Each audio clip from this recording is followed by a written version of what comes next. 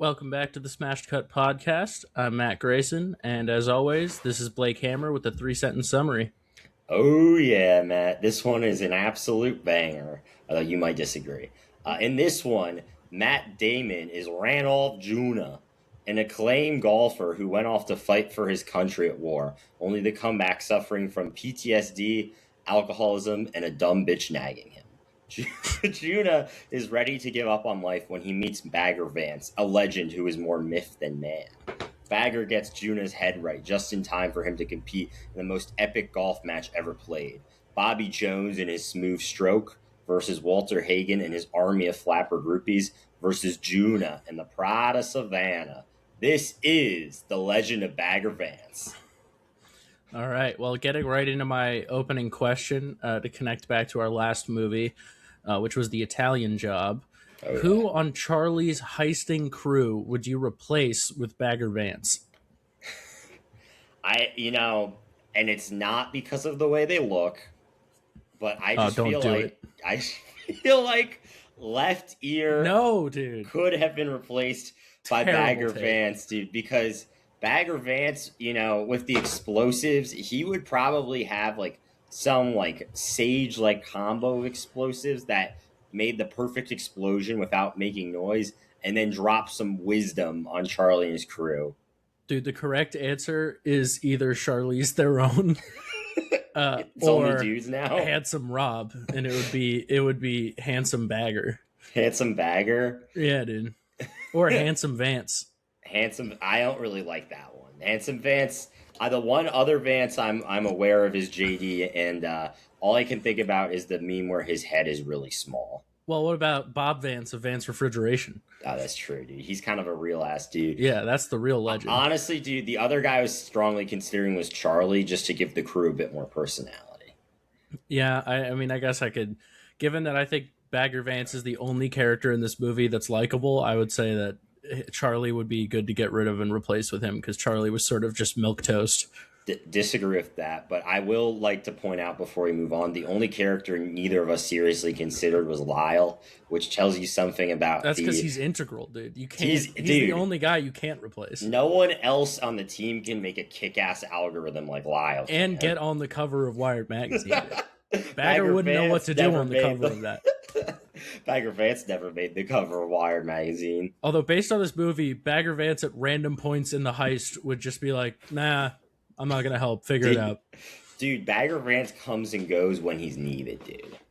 Apparently. I will say one recurring theme in this movie was every time he would give like an inspirational speech, which is essentially his entire role in the movie, I would pay very close attention to what he's actually saying, and almost every time it was just nonsense. Like it had nothing to do with what the guy was feeling, and we'll get into the plot some more, but like I have never seen a movie mishandle PTSD as a concept. Like, it was almost impressive how poorly this movie dealt with the theme, if you could call it that, of PTSD.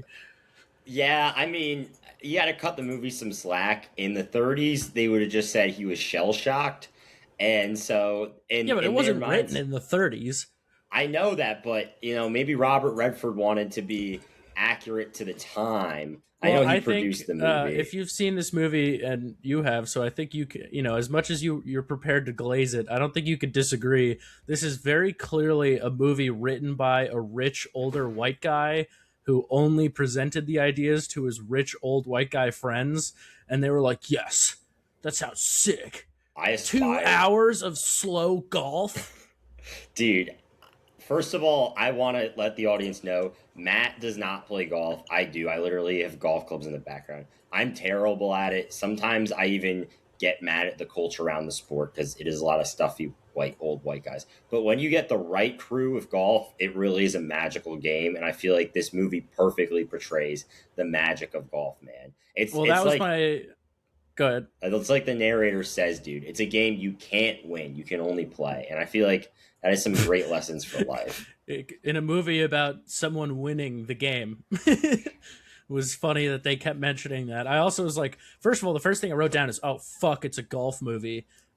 Because golf is already boring enough. But I will say there are exactly two good golf movies, and this movie did not change my opinion on that, which is Caddyshack and Happy Gilmore. And the thing those two have in common is that they're both comedies and that they're both not actually about golf. They're just sort of set around it. See, I would add again. I've only seen those two golf movies and Happy Gilmore 2, which Happy Gilmore 2 wasn't great. I would add this movie to the pantheon of good golf movies. I also haven't watched Tin Cup yet, which I've heard is I good. would rewatch Land of the Lost twice in a row before watching this movie again. Brother, that is hater level shit, dude. This was painful to get through this one. Painfully awesome. Well, as if you guys haven't picked up on this already, Matt and myself have starkly different opinions on this movie. So let's get right into it. So the movie opens with the narrator, who is played by Jack Lemmon, who was also in Some Like It Hot as Daphne, and this is actually his final screen role. He died shortly after Wow, this movie what was a made. disgrace to his memory. Fuck you. And he's playing golf on the golf course, and I laughed because he tells everyone that he's had 5 heart attacks in the last 10 years, showcasing his elite survival skills. He's kind of just putting around, and he starts reminiscing about the greatest golfer he ever saw, which is Ranulph Juna, which is a hell of a name. Terrible name. You're drinking the haterade heavily. I think it's an elite name. Another thing I should say, I am a big fan of the South as a region. Matt is a Yankee Doodle dandy when it comes to that shit. I like certain parts of the South. I've been to Savannah, Georgia a couple of So times. I think it's a nice place. If anything, I think this movie does it a disservice, but I guess it is in 1933, so it probably was boring as shit in 1933, but I would argue Savannah now is kind of boring. I was there a few years ago, and there's really not that much to do there besides ghost tours. like if the entire town is flocking to see a golf tournament, their lives must be painfully boring. Dude, people do that now. You're, again, a hater of golf. Tiger Woods, when he won his last Masters, I was at an airport that day, and the entire terminal was flocked around the screen to watch. I have never seen anything like that. There are some like hit guys, but most people could probably name like 2 to 3 golfers ever. Also, I don't think it's a coincidence that in almost every time a movie wants to show old people watching something boring, it's watching golf on TV. Okay. In person might be different. That might be more hype because you get the crowd going. There were a lot. The crowd was very hype in this one. The ladies were throwing their brassieres out in the air. I mean, there's a point later on in the movie, and I do want to get through all of the plot, but there's a point later on in the movie where a guy is getting a barber to shave his beard for him, and mid-shave, he just runs out of the golf shop to flock to the course to see to see Juno. Maneuver. I do think any sport in which the crowd has to be quiet for you to play it is a sport for pussies. I mean, dude, golf is a gentleman's game, dude. That's what you're not getting here, bro. It's not a game that's meant to be loud and flashy. You want loud and flashy? That's code for it's a game for old men. It is a game for all ages. Bro, it's just bowling, but outside. No. Yeah, you don't even have to be in shape. A lot of elderly men do enjoy golf, and there are some pretty good golfers who maybe were not exactly picturesque athletes. I would compare it favorably to another game that people say slow that I enjoy, which is darts. Which is pure electricity, as is baseball, dude. Maybe I just like games for old men because I'm kind of an old man at heart. Case. But like the kid in the opening of this is talking about how excited he is and how much like he reveres this time and refers to the golfers as like the greatest pro athletes. And I was like, referring to golfers as the greatest pro athletes is an insult to pro athletes. I actually will defend this. In the 1930s, the only other pro athletes that actually could make money off their career were tennis, which is a sport I actually do not really like and not many people watch, and baseball. And if you guys want to see something hilarious, look up Babe Ruth's training, because his training was having people drop 20-pound bags of ice on his chest and then doing sit-ups. And Babe Ruth would also like eat 12 hot dogs before a game and then smoke 6 cigars and drink like 8 shots of whiskey, and that was like an average game for him. So these Legend, guys dude. really may have been the best You're athletes of you're their already day. proving why this would have been better if it was about baseball. I'm not even a huge baseball guy, but watching Bagger Vance sitting in the dugout, chiefing stogies with the boys would have been so much nicer. I will say there are a lot more great baseball movies than golf movies. At some point in the next year or so, if I can remember this, we are going to watch Major League, which is a baseball movie. I actually do think you'll enjoy that one, Matt, because it is a comedy, and Charlie Sheen is in it. Hopefully it's good. It's fire, dude. I I've wrote seen it that twice. during the opening stuff Okay, back to this movie. with this kid talking about it. First of all, this kid's a fucking dweeb. I did not enjoy this kid, but the way he dresses, he has an orphan cap. And I know it's the time period. An orphan cap, suspenders, and knee-high socks with his pants pulled up. And I was like, man, this is a wild... Dude, low-key, I feel like this is what Urkel was based on. I mean, the olds probably loved his outfit. He's going through the articles about golf, which is another funny thing to me. Is they have all these like famous reporters there who follow them around. It's like, if watching golf is so notoriously boring that again, like most movies use it as a bit, imagine reading golf. Like I can't even imagine. I guess it might be better because it's faster. Like you don't have to wait 6 hours between each hit. But you're judging this movie by modern standards. Think about the 30s, dude. The cars probably went at the speed of today's golf carts. There's no TV. Some of the movies are still silent. They're all in black and white, and they have strict standards for what they can and cannot show. One of the golf headlines, was the best, dude. One of the headlines for the golf article about Matt Damon is he certainly plays a good game. That was him at the peak of his abilities, dude. He plays a great game. They didn't say great, they said good. Wow. It's like, that's the headline where they're like, wow, a generational talent. I mean, dude, that's the way the olds talked, man. I wish, to see, more than any other episode, I wish we could have gotten a 95-year-old man who watched Bobby Jones and Walter Hagen play in their primes to guest star with us so that I could have an ally. You could be regaled with the tales of... people hitting golf balls. I would shush you anytime you interrupted him, and we would let him say his entire story about watching young Arnold Palmer and thinking that the game has went to shit. Oh man! Anyway, they very quickly established that Robert Redford should not quit his day job as an actor and become a director, because there's some interesting choices in this movie, including the war bit, which I'm assuming very little budget went to, so I'll give that one a pass. Did the best with what they had. You could think of it as a prequel to Saving Private Ryan. That's him getting ready for his role in that movie. But Juna went to war, and right before that, he falls in love with Charlize Theron, then goes to war and we gotta pause on this real quick. We gotta pause on this real quick. What? Charlize Theron is so fucking bad in this movie, dude. The fellas in 1917 must have literally busted in their fucking wool trousers looking at her, dude.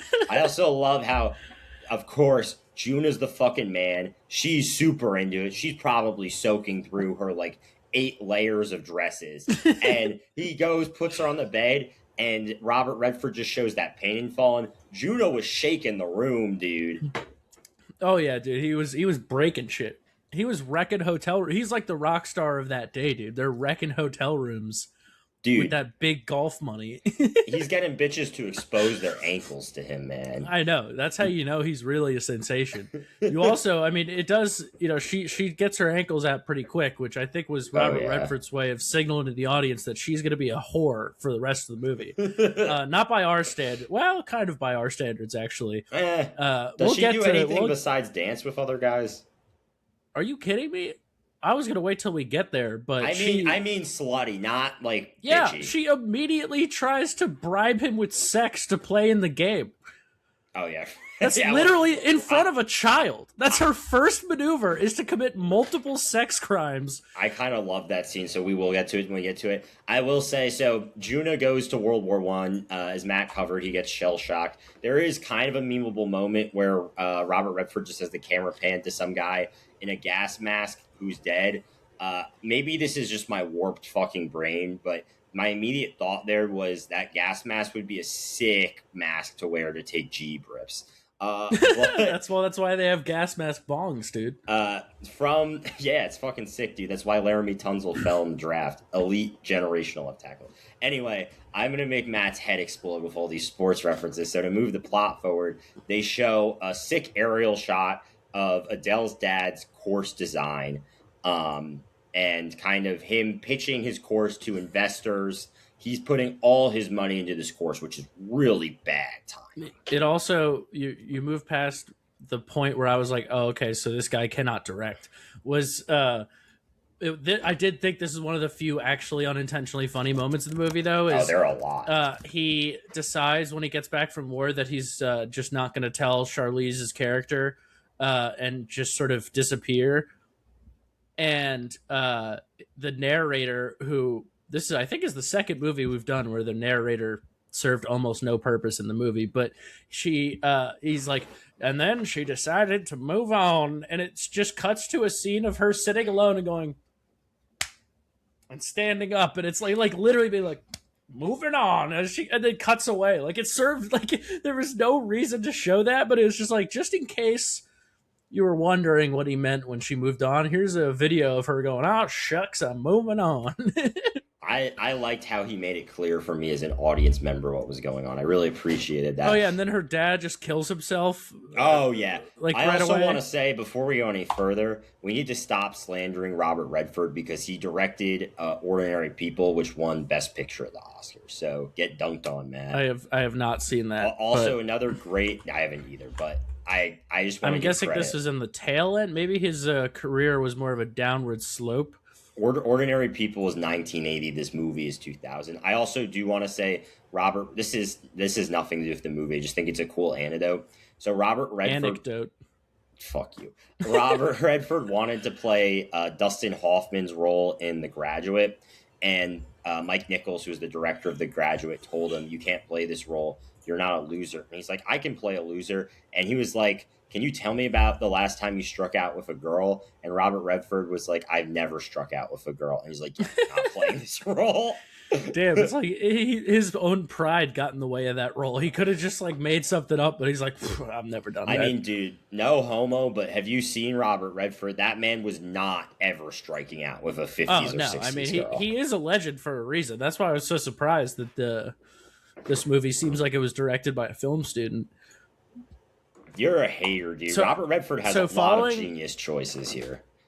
Including including Juna's hat in the scene where he decides that he's just gonna go and fade away. He has a sick hat in that scene. Yeah. Okay. Well, we'll just discredit the costume designer, I guess. Well, Robert Redford signed off on it. Oh, okay. Well, anyway, so Charlize's dad, obviously, his plan to invest all his money into a golf course in the middle of the Great Depression went poorly, so he blows his brains out. I think we're supposed to feel bad. A lot of the other stuff I'm making fun of is like either very subjective or just sort of for nitpicking's sake. The one real problem is that the first 15 minutes of this movie does basically nothing to have me give any shits about any of the characters. Like they all say maybe 3 lines of dialogue in 15 minutes that aren't the narrator. And it's just like, he went to war and abandoned his girlfriend for no reason and has PTSD. She didn't bother looking for him and hates him and because he has PTSD. And her dad, oh, Andy's dead. I'm like, all right, can one of these characters start making me invested in this movie? I did think the first 15 minutes of the movie was the weakest. I actually was super invested in Juna already at this point. He just seemed like such a stud. Like, I respect prime athletes, dude. I love to watch greatness unfold. The other characters, not so much. I also will say, and we'll talk about Hardy, who is the little boy in this movie later. That child actor did not go on to do great things, and it's very understable why. I thought he was clearly the weak link of this movie. I mean, I think as far as child actors go, he did fine. Like, it obviously wasn't, a mind-blowing performance, but I probably could count on one hand how many child actor performances I've thought were above average. This is his only movie. Well, that's what you get for reading the script and going, yeah, this seems like it'll be good. I think that's what you get for looking shocked at literally everything everyone says in the movie. That was another, when I was like, yeah, there's no likable people besides Bagger Vance. That kid was there were multiple times where I was like, this is the 30s and the South. Why is no one hitting this kid in the head with a stick? Like, when he was just like, oh, my dad's a fucking bum sweeping streets to feed my family. I was like, what is wrong with you? And they just has like one conversation and they're like, all right, moving past that. It's like, no, someone at one point, I think I wrote down, oh yeah, this kid, I really hope this kid gets hit in the head by a golf ball. So at this point in the movie, Adele disposes of her dad's ashes, immediately faints, which was kind of funny. And then we cut to a group of fat cats staring at her in her bed, which I thought was hilarious. It's just the most out of shape, pasty white bankers in their like spectacles staring at her. They're like, we have come to collect our debts.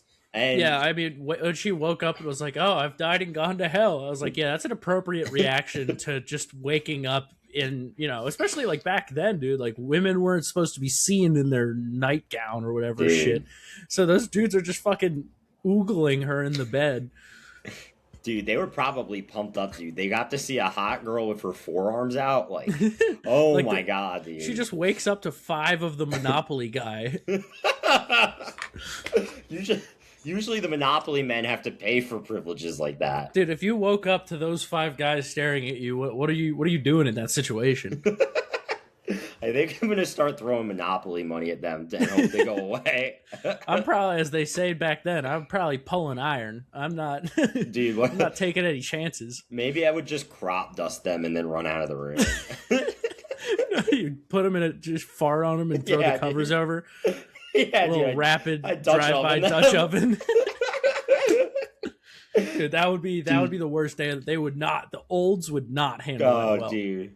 As my grandma would say, I would be rude, crude, and socially unacceptable, dude. Oh yeah. And then anyway, they come to tell her that they want to like buy her the golf course for cents on the dollar, and she's like, fuck you, I'm gonna save it by spending tons of money to throw a tournament, which I'm not sure if that, you know, really is a long-term business plan. Especially when she's giving away $200,000 of it. You are fundamentally misunderstanding this plot point. So, first of all, I do want to shout out, one of the guys said, you got a stack of debts that would fill every storage mill at a cotton mill, which made me laugh. There were a lot of great old lines in this, I will say. The olds were on fire. The olds were on a heater all movie. So, misunderstanding plot point. So, she is hosting a tournament or an exhibition match for $10,000.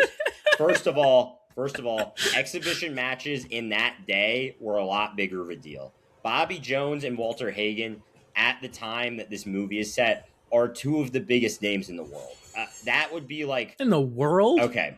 For context, Matt, that would be like if today you were like, hey, I'm going to have a horse game, and it's going to be LeBron James, Kevin Durant, Steph Curry, and like a guy who's a huge local hero. No, I understand. I'm not retarded. I know what an exhibition match is. No, but I'm saying why this is a good business model. So doing that is going to drum up a ton of interest in media coverage for this course. Savannah is a large enough city, even at that time, to support a course like this. The issue is that she has a massive property that no one is aware of. So the point of this is not to necessarily make money off the event, as you see a lot of the townspeople just sneak in, but to actually get coverage around the golf club and people interested. And from there is where kind of the business comes in. Also, it doesn't ever specify what year it is, but it's at least a few years after the Great Depression. I would reasonably assume that they're through the worst of things now, and people are starting to slowly come back to, you know, leisure activities, unnecessary expenses. So I think that she's actually primed for a pretty good run coming up owning this golf course, especially with the publicity that this match is going to drum up. Well, the prize money is also $10K, which is about $200,000 today. So yeah. When she was like, "Oh, I'm going to sell everything I own," it's like you're literally saying that while standing in the great hall of a giant mansion. Like, shut the fuck up. You're not poor. I mean, dude, the again, everything's so much more expensive these days. That mansion probably cost her $1,500. Yeah, I mean that's true. Actually, they the 200K or I guess 10K they would have won is enough for like 2 of those. And then the old man hit her with another heater of a line when they go, "Have you gone totally off your rocker?" Lots of people were loving saying that. Oh, That yeah, was, dude. That was like the "you're batshit insane" of 1933 in the South, dude. And they also so this is where she goes around starting to recruit them, and this is where we see before she starts recruiting them, she just whips away in her old ass car that's going at the speed of like a golf cart. Oh yeah, dude, she was peeling out. I mean, there's a scene later on where Juna is going away in his whip, and the townspeople are easily able to catch up to and swarm his car by running on foot. Well, she goes to get the golf guys, and as I said before, she's just a gigantic hoe. So she's using, hoes. But respect. She's using her talents to get these guys in there. There's a great scene where the older guy, I don't know, Walter Hagen, where Hagen putts a golf ball into a lady's boobs. Oh, that was so fucking awesome! Real power move, and then just immediately proceeds to keep scooching towards her on the couch. Hagen was a real player. You could tell he's a rock star of that time because he occasionally doesn't even wear a tie. So, dude, he dared to show up to the golf course in business casual wear. Yeah, and also I was like, dude, almost all the golf guys in this movie are just like Hitler Youth. Okay, like Matt Bobby Damon Jones, and that other dude. Well, Bobby Jones and Judo looked like twins, but like they literally were both like skinny, blue-eyed, white dudes with short-cut blonde hair. Okay, and to be fair, everyone at that time had short-cut blonde hair, and like in the 30s, do you think a black guy is going to be allowed to rise to prominence? Like, there's not too many options. The only way they could have really they're not making it. Yeah. The only way they could have really diversified them is if for some inexplicit reason they decided Bobby Jones in this movie would be a ginger. Well, while Charlize is playing these guys with a fiddle, or like a fiddle, I mean, she really got him wrapped around the finger. She knew exactly what they wanted, dude. Yeah, Hagen she did like a 3-minute pitch. Bobby Jones wanted to cement his legacy and be a classy guy, and she got both of them pretty much hook, line, and sinker. I also wrote down from Walter Hagen's intro, who, by the way, is played by Chuck from Better Call Saul, that actor. It's a young version of him. Walter Hagen. His actor it's not. Yes, it is, dude. His actor is Bruce McGill. Really? Yeah. He's not Chuck. Yeah, he is. Bruce McGill. Am I misremembering? In Better Call Saul? Bro, are you retarded? Look up Chuck Better Call Saul. I fucked up. Okay. Don't even sort of. They're just both old white guys. I don't know why I thought. Okay, well, he was in Animal House, which close enough. He's in a lot of shit. He's just not. I don't know why I thought he was Saul. in Better Call Saul. I confused Bruce McGill and well, I think it's because his name in Better Call Saul is Chuck McGill. And Michael McKean. Yeah, I just completely fucked that. Well, that's okay. While we're reaching the end of the recruitment stage is when I was like, yeah, this movie is edited like stream of consciousness. Like, as in, like, Robert Redford or the screenplay guy was standing in a room being like, and then this is going to happen, and then this is going to happen. And the screenplay guy was like, oh, so that's how we're going to actually edit this? Oh, sweet, okay. Dude, you're a hating ass boy. It's not my fault you were paying attention to the structure of the movie. I was paying attention, dude. I enjoy this stuff, dude. Why do we have to go unrelated stuff? Why do we have to make everything, some 3-level deep metaphor? Why can't we ever just do things at face value, man? I like that. Robert Redford had a very direct storytelling style, and I thought it was effective. I also did write down that Walter Hagen looks like a mixture of Richard Nixon and the Penguin, which I guess women back then found attractive. I mean, goated look, dude. For the time, he was killing it. Dude, he was drowning in that. Everyone knows that you got to have that, and also that the key to a good movie is and then storytelling. That's what they say. What you got to do. Dude, great movies are a lot like great improv. You never say no to an idea. You do and then storytelling, and also make sure that you tell and don't show. That's also really important. I love it, dude.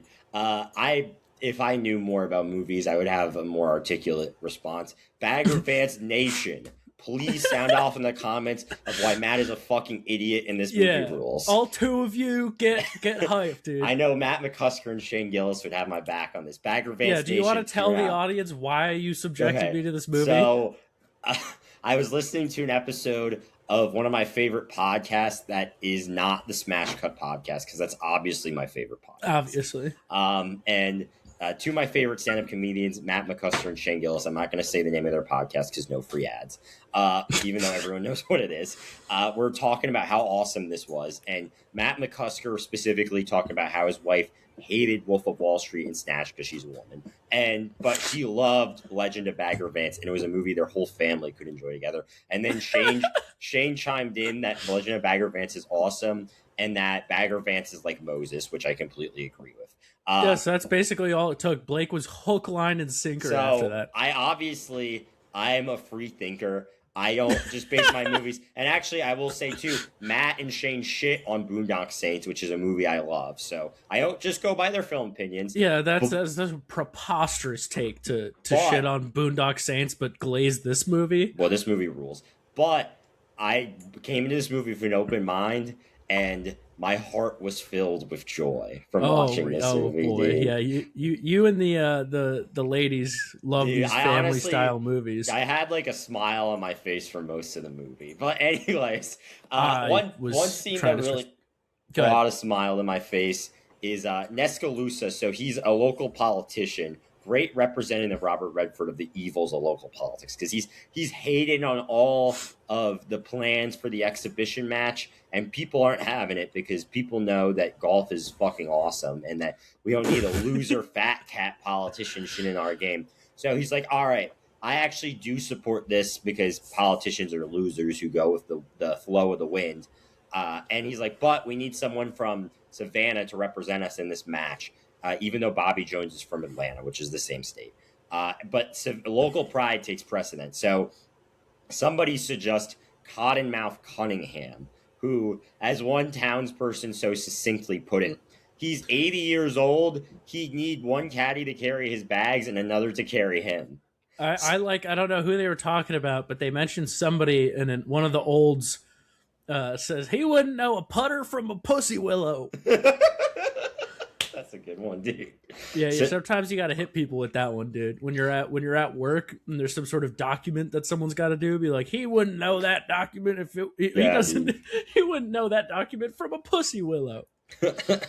So then Hardy gets brave and stands up and tells everybody that Randolph Juna should represent the town. Oh yeah, which the townspeople get behind. And as he runs out to get Randolph Juna, we get one more banger line. Tremendous from line. Nescalusa, where he goes, fly then with wicked sandals on your feet. Winged.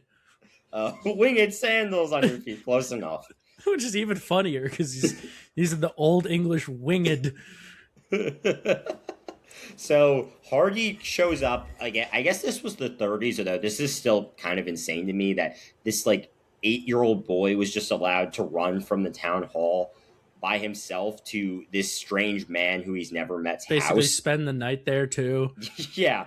And he pulls up to Juna's card game where he's with the undesirables of the town, which, because it's the South in the 30s, is basically just every black guy who lives in this town. And they're playing cards. Hardy tries to lay down the pitch for him. Juna really isn't having it. And his argument isn't going well. And he asks him, he's like, why do you get so drunk, man? Like, how drunk is drunk enough?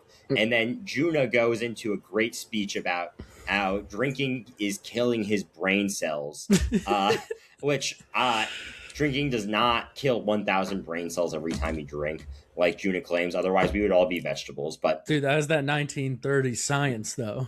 I mean, this may have been right after Prohibition, so there's a good chance that the majority of people genuinely did believe that. I wrote down, I was like, dude, I really hope they get this kid shit-faced. That would be hilarious. Like, he just pulls through to get him, and they're like, pull up a seat, boy. Let me show you the ways.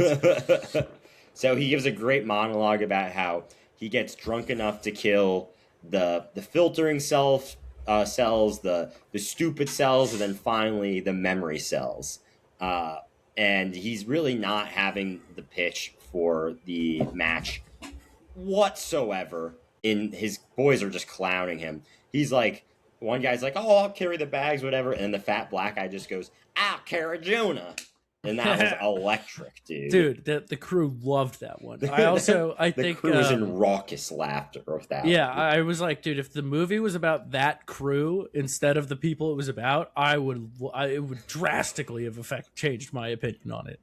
There are some characters in the scene who do not get enough shine. So Hardy's pitch is not surprisingly unsuccessful. I don't know why a war veteran with a crippling alcohol problem and even worse PTSD would be swayed by a 10-year-old boy who he's never met's pitch to play a golf match. So good writing there by Robert Redford's crew. But then the entire town basically decides to show up and give him the pitch to join. And they say things such as, "We need a man with thunder in his fists," to try to convince him. And the way that people talked about golf in this movie was one of the few things I did find enjoyable, because it was just hilarious to me to hear them describe golf as if it was like a great boxing match or something. It's so like, fucking awesome. You guys are talking about a sport that you can play, and you're 85, so it can't possibly be that thrilling. Dude, you don't want to watch the titans of the green go up against each other? I think I'd rather do and I'd rather play golf than do that. And I'm not even a big golf player. That was another huge problem for the time, dude, why I can't get behind it, because the best part about golf is drunk whipping the golf carts with the boys. And they weren't getting drunk or whipping golf carts. Dude, this is a serious exhibition match, dude. There's no room for drunk tomfoolery on the course. Yeah. Okay, well, following the town's main pitch is when as we mentioned before, Charlize Theron's character just immediately whores herself out in front of a child. I mean, Juna claims that Hardy is asleep. Again, I don't know why Hardy's sleeping over, but Matt, as much as I will hate on his hate of the movie to cancel out the hate and turn it into love for Bagger Vance, he is right with this scene. I actually wrote this down because Adele says this verbatim. She says, "Would you play in the match if I had sex with you?" So if that's not whoring yourself out, I don't know what is. And then immediately strips. And then again, immediately Hardy's eyes shoot open. Yeah, there's an 8-year-old laying directly behind her, facing her direction. I don't know how many crimes she committed there, but it was at least 2. Well, Hardy just entered puberty that day. That was the day he almost became a man. So she strips her dress into her nightgown, which is very funny because I would say most one-piece swimsuits that like little kids would wear now, or like moms who just gave birth, are more revealing than her nightgown is. Yeah, I mean, and she had the like thigh suspenders and all the different suspenders people had back then. Yep. A fun game in the 30s was like, hey, let's have clothes. Let's make them as impractical as possible for any conditions, and let's make them even harder to take on and off. Yeah. This also, following that unsuccessful venture of hers. We got to finish this scene. We can't just leave it at that, dude. So he's basically, she's like, "Where are we going to do it?" And he's like, "How about right here?" And she's like, "Isn't there a child here?" And he's like, "An earthquake wouldn't wake him up." So she's like, "Do you want me to do some romancing first?" So she gives him a kiss, and then she immediately starts crying. And is like, "I can't do this. Like, you're letting down our towns." And then Juna delivers a banger line. He goes, "Who do you take your clothes off for? Chattanooga?" And then, which was very odd because he was just going to let this 8-year-old boy watch him have sex, which, okay, that's I don't know very who strange. Booba is. Chattanooga's a town in Tennessee. So how does that make any sense? The joke is like, oh, like, if you're so upset and saying I'm embarrassing Savannah, are you doing this for another city? What? Okay, I thought it was funny. Not following the lot with that at all. Whatever, it was a witty line. That was the important piece. Okay. And then Juna says, "Hardy, education is over, son," and has him leave his house, which is weird. Just made everything more creepy. That made it so quite fucking frankly weird, dude. Like, if it was like an unspoken thing where he was like, "I'm letting you, catch a peek at some titties," like, that'd be one thing. But to afterward be like, "Done educating you in the ways, boy. Like, come back next time." Dude, That's just kind of how But Juna this rolls. this is it goes unsuccessfully in her mission to convince him, and this is a repeating pattern of this town just dogging on this guy for having the gall to get PTSD serving in the war, while they sat back and be fat old rich Yeah. people that presumably didn't do that. I mean, I wouldn't say fat old rich people, although, as we later learn in the movie, half of the town just declared bankruptcy at the start of the Great Depression and kind of has just been sitting off their ass being bums since then. Yeah, apparently. That's like I'd say probably half the townspeople we see in this movie are just unemployed and kind of just hanging out. Yeah. But I guess Juna was either inspired or had some rage from his blue balls, because he goes out and he starts whacking golf balls, and he's doing very poorly. It's kind of how I feel when I go to the driving range. And then out of nowhere, everyone's here. I burp really loudly, but also out of nowhere, everyone's hero, Bagger Vance, just appears, and he kind of just waltzes in, and he says some. Bagger Vance's dialogue in this movie, it's like a Ray Lewis pump-up speech. You don't actually listen to the words he's saying, you listen to his tone and his cadence, dude. And he basically says a bunch of gibberish to June. It sounds cool. I don't In really case you're not care. picking up on this, Blake gets rock hard at the thought of Bagger Vance. I do not get rock hard at the thought of Bagger Vance, but I do get fired up at the thought of him pumping me up on the golf course. If he told you me, get fired up at the thought of him pumping you, dude. That no, sounds no, like dude. what I was You know, just saying. I feel like Matt we're loves agreeing to here. make things gay, dude. You just can't appreciate the fact that some guys just have a love of the game and they I have a see. love of ball, dude. Well, he does. He gives his little speech, and then in 1933, deep-ish South, a white guy invites a strange black man to live in his home for the night. Really, just showing that Juna's he's a real polite guy. He believes in hospitality. He's very progressive. I mean, most of Juno's friends are black. The movie has Again, established that. he's a very progressive guy. I think, Dude. he's reconnected with the guys around town. Will Smith comes in. He's like, I can already tell this dude is got weed on him or something. But it's just on his vibe. I'm sure he was excited to get in on that.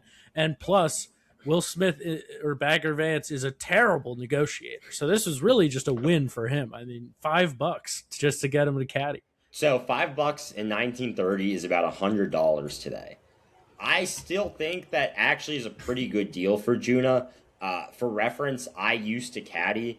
You would get paid as a C-level caddy, which is someone with zero experience, $50 a round. A round, they play at least 4 total rounds of golf in this. So essentially, he is getting paid half of market rate per round and doing quadruple the work. He also one turned round, down 10% of the 10K. which would have been $1,000. Yeah, he turned down about 20 grand. I mean, dude, Bagger is in it for the love of the game, but he also does need his expenses covered. That's true. Well, Also, he was probably the only person in this movie who I would say I thought had some pretty good fits. that's true. His Well, opening fit was cold as hell, dude. I'm gonna pick up the pace so we can get to the competition, because that's where things really get spicy for this movie. I want to just quickly go over a few other scenes before that. So Hardy tells his chums from school about his experience seeing Adele in an undressed state, and he tells her she was down to her panties in her brassiere. Yeah, and dude. Hardy's dad is eavesdropping in on this as he's sweeping the street, and he seems very excited. And then No, I think he's just seeing that he was like 100 feet away, dude. He's just looking up and happy to see his son, which was why the next scene is the son turning away, and then he gets sad. maybe he also wanted to hear his son's story, dude. You don't Your know that. headcanon, Have you he's seen? got, like, Daredevil have you seen hearing? Hardy's mom? Like, I don't blame Hardy's dad for wanting to hear these sexy escapades, dude. Yeah, that was the point where I was like, literally no one in this movie is likable. When the kid like turned away from his dad, I was like, Jesus, like, what is wrong with this kid? Hardy did have some likability issues. I will agree with you on that point. They then have the opening press conference, which the entire town pretty much pulled up to for this golf tournament. And they where declared that day a holiday. it was a holiday in yeah. the town. And Walter Hagen pulled up in style, dude. He had his Indian cab driver and his turban just whipping his vehicle right into Oh yeah, the runway. there was a lot of people, you know, what is it called? Whatever, riding the whip right into the middle Joyriding. of joyriding the whip right into the middle of crowds. What a time, dude! Like the ladies sitting in it, like they get their own like front row seats by the car, just driving up in the middle of the crowd. I wish we could Yeah. go back to that. It's pretty sick, dude. I would love to just pull up to work, drive my vehicle directly into our building and be like, yo, the Yeah. hammer has arrived. Dude, it would have been that would be legend. Every time you pull up Yeah, to work, every single day at work, they're like, fuck, dude, you can't keep driving through the same hole in the wall. Yeah. It was like, well, the hammer no does what he laws wants. when you're Blake and Claws. They also announced Bobby Jones and Walter Higgins' achievements in golf. They're basically the two greatest golfers of their era. That's all. And you one really of them need to somehow know. managed to get 16 college and law degrees in the last year. I think they might have just been handing them out like candy back then. I'm not really sure what the standard was. I think it's sort of like an honorary doctorate, but back then you just had to sort of be chill, and they were like, all right, you're an attorney. Well, dude, they had way less people to hand out these honorary degrees to, so they're probably like, okay, we have to hand out 5 degrees to people this year, and then the dean's like, well, I know 5 people that we haven't already given degrees to, so Bobby Jones is on the list again. Hell yes. But they also, a townsperson in this, which made me laugh out loud unintentionally, goes, I suspect this is the most exciting sporting event ever. And I was like, dude, wait till they let black people play in sports, dude. Wait till they have any other sport on TV. Wait till the forward pass becomes widely accepted in football. They dude. also, this is like Bagger Vance in the background, just sort of making faces back and forth at him. And this is where I was like really getting this feeling of, this feels like a distinct racist stereotype that I just can't put my finger on. However, I was able to remember what it was and get a little definition. So it's the magical Negro stereotype. I did not name that, but that is what it's called. And it fits this movie very clearly, made by rich white guys who presented it to other rich white guys who were all like, this sounds like the greatest idea ever. The magical Negro stereotype is a black character who devotes himself to selflessly helping whites, and it goes all the way back to the characters such as Sambo or Noble Savage. Racism isn't cool, but I'm sorry. Besides the fact that it was racist, the fact, which is obviously not cool, the fact that you're writing these films and you can't think of a better character for the main character than Noble Savage, you should not be allowed to publish movies, dude. That's just piss poor writing. Imagine that the character in like the next Marvel movie was named Brave Hero. Like, come on, man. Like, show some creativity with it, dude. Yeah, it's definitely a pretty low effort name, I will say. It's like I feel like we just reviewed one where the names were like, oh no, it's Who Framed Roger Rabbit? Like the villain is Judge Doom yeah. and the good guy is Eddie Valiant. In case you weren't clear on what their moral compasses were. At this point as well, just to run through a few quick hits, Hardy is standing in the rain in an outfit that is very inappropriate for the rain. He comes up to Bagger, and he's too nervous to ask him, but Bagger allows him to be the 4 caddy for Juna for the weekend. Yeah, I didn't know that they have like a bonus caddy. I already thought the caddy thing is kind of silly after the invention of golf carts, so having 2 is even funnier. Showing a lack of understanding of the game, dude. The caddy's main job is not to transport the golf bags. Golf is one of the most mentally taxing. It's one of the least physically taxing. No, hear me out. It's one of the least physically taxing sports, but it's one of the most mentally taxing sports. Very pro level golfers regularly will get in their own heads and like choke away tournaments, which you do not see to the same level in any other sport where they'll just completely collapse. It's true. It's one of the most mentally intensive games. The caddy's job on the course is as much to be a friend and counselor and coach to the player as it is to carry their bag. So having Bagger there is actually very important. Again, and his dude, role is the crowd has to be silent and you need an emotional support person with you. This is a game for pussies. You have no respect for a beautiful game. And you're It saying actually like, makes me oh, this is angry. the like most taxing cause that happened. I think this is more like a bullet holes on the plane type of situation where maybe it's just the people that are being attracted to this sport in particular are more prone to mentally breaking down than in other sports. Brother, this is unacceptable. Unacceptable stuff, dude. Just the lack of ball knowledge that's been shown on this podcast, dude. I might have to get fucking an old ass man from the retirement home to be my co-host on the next episode, dude. So Exactly. I can Like, what be does it around say a about your like-minded fellow. what does it say about your sport? If in order to have you need to Fuck get an you, dude. 85-year-old racist guy. I never said racist. I never Okay, said but- racist. And then Juna, they're at some sort of like, pre-tournament ball. He tries to dance with his girl. She dances with him a little and then dances with another guy right in front of him. I felt very bad for him. They also have a grown man playing the xylophone in the band. That rocked. I was like, I want to see more from this guy. Like, fuck Juna, dude. I want to see this guy's career. It's just about as interesting, but I'm sure he gets into some wacky hijinks, bro. Oh, The yeah, xylophonist of a fancy band in the South, this guy's seen some shit. This guy has seen the most daring dames south of Dixie, dude. Dude, would you be a xylophonist back then in the band?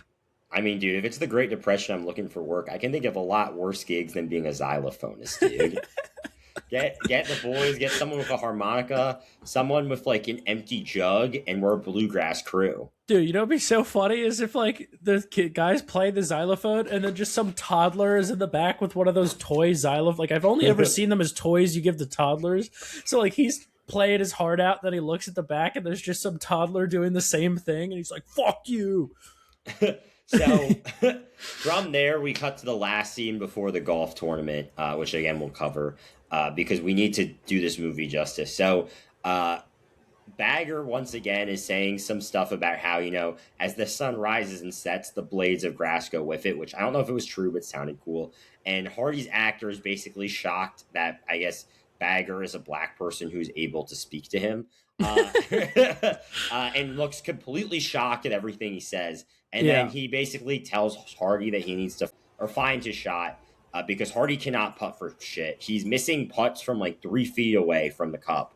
And Hardy is able to focus in on finding his shot, perfectly nails his shot, and Bagger, and he looks at Bagger like, holy fucking shit. And at this point, I wrote down that you could tell Hardy that the sky is blue, and he would be flabbergasted. Yeah, dude, that would be the craziest shit he's heard all day. Yeah. You could tell him that his dad working to feed him is a good thing, and he'd be like, "No, he's a bum." You would make that face, dude. He'd make the surprised Pikachu face. I mean, that is basically what he did when Matt Damon was like, "Hey, your dad's feeding you. Quit being an asshole." He was like, "Oh." It was a shocking revelation. Also, his mom is a terrible parent.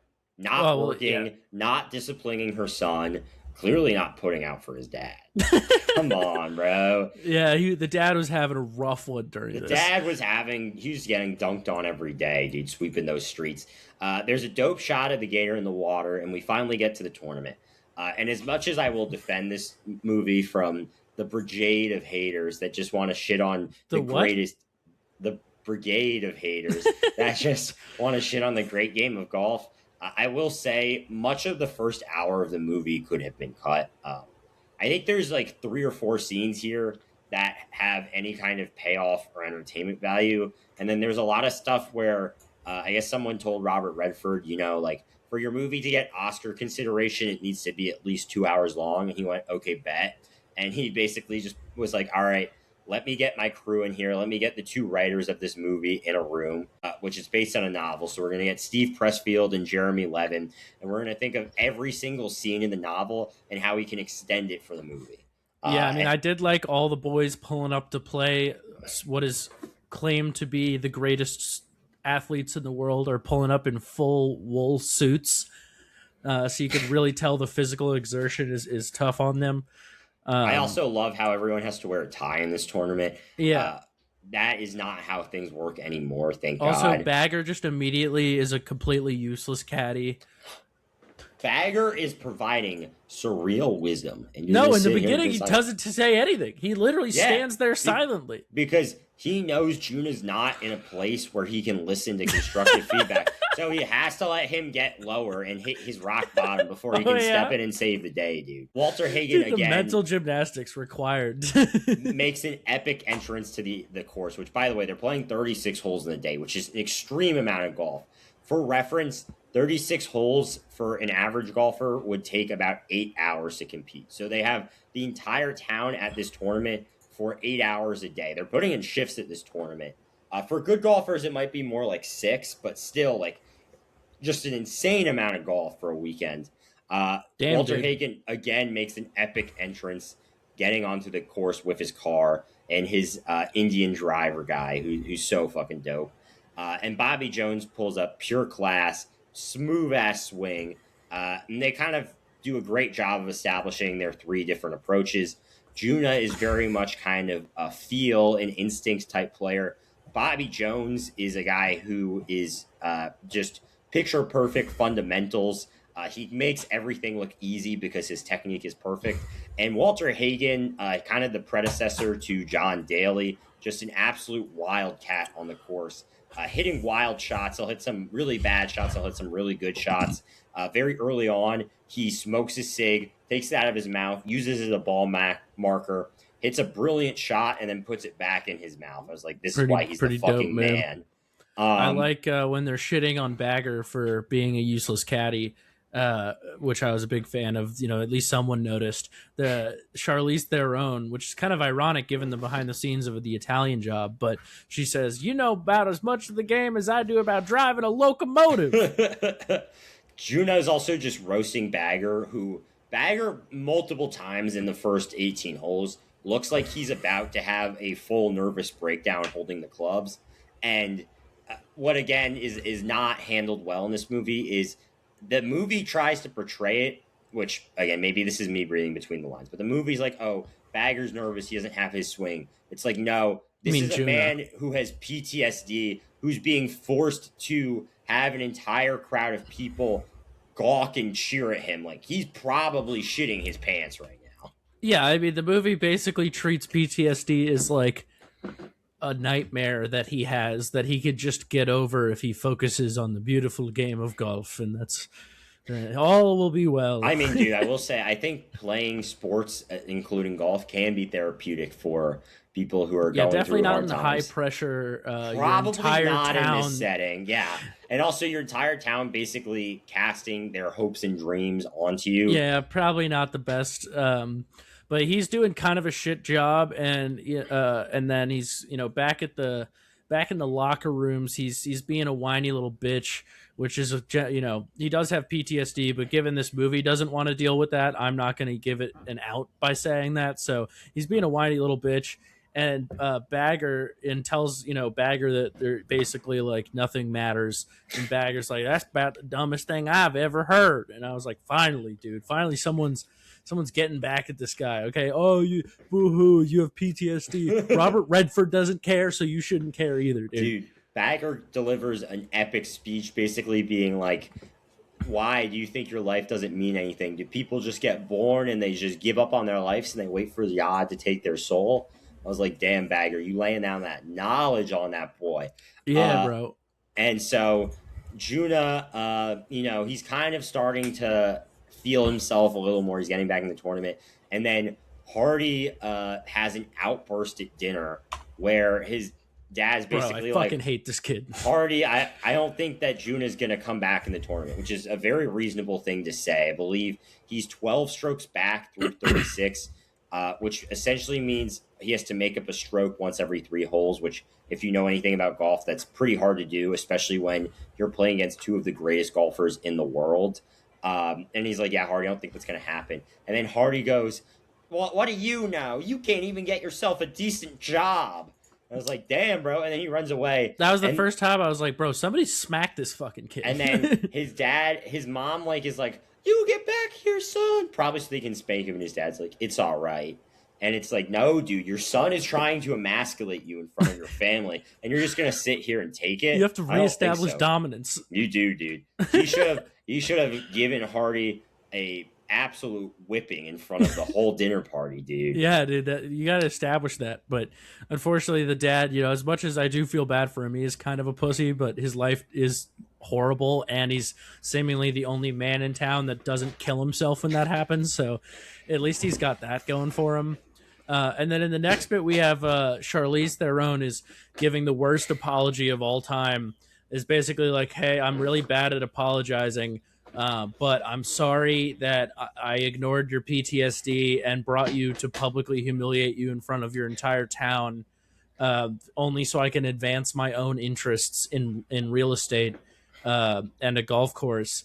But also, I'm not sorry, and you're the one to blame. And that's what I was like. I don't know if I've ever rooted harder for a movie couple to fail than Juna and Charlize Theron's character. I actually wasn't super pissed at her until later in the movie, and I was prepared to defend her, and then she did something later on that just grinded You mean my where gears she to no end.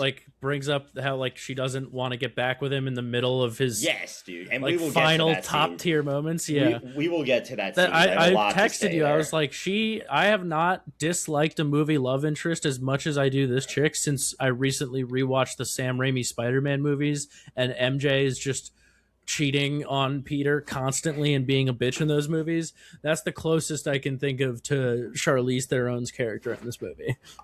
I actually would say the movie Love Interest I like the least is from one of my least favorite movies ever, which is Elizabeth Moss and Get Him to the Greek. Yeah, but that wasn't a love interest.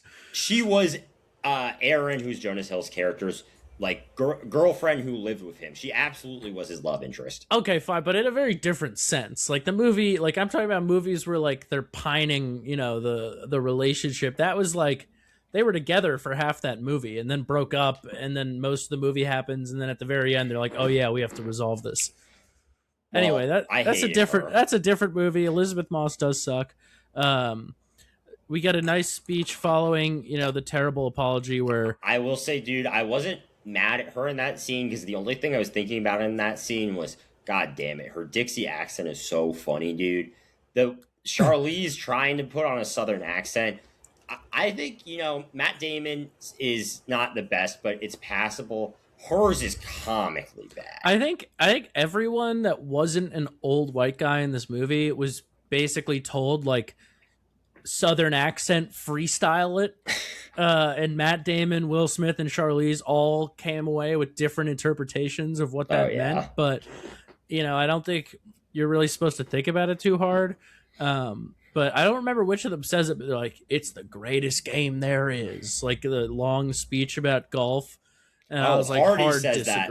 Hardy says that. So, first of all, Hardy watches Adele kind of roast Juna go away, which, again, Hardy's kind of setting himself up to be a major voyeur in the future because he just watches couples have very emotionally intimate moments and has his fucking serial killer shocked face.